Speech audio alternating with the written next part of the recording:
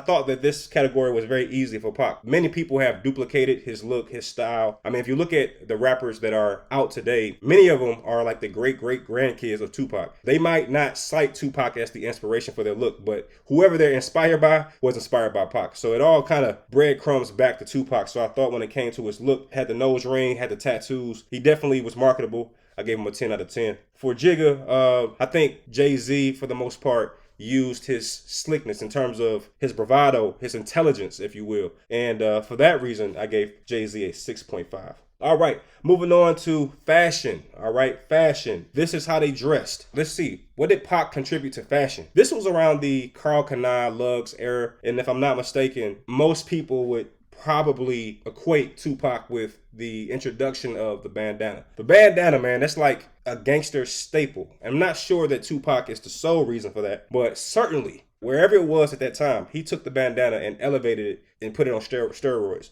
So for that reason, I gave Pac an 8.5. Moving on to Jay-Z. Jay-Z came up in that baggy clothes era, and at the time, that look was in. It just was. And Jay-Z was one of the best at pulling off that look. I remember being in my teens in that particular era.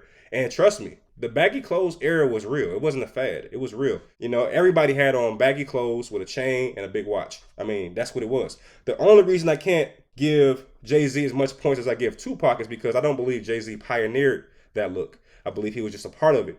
I do think he was a big part of it.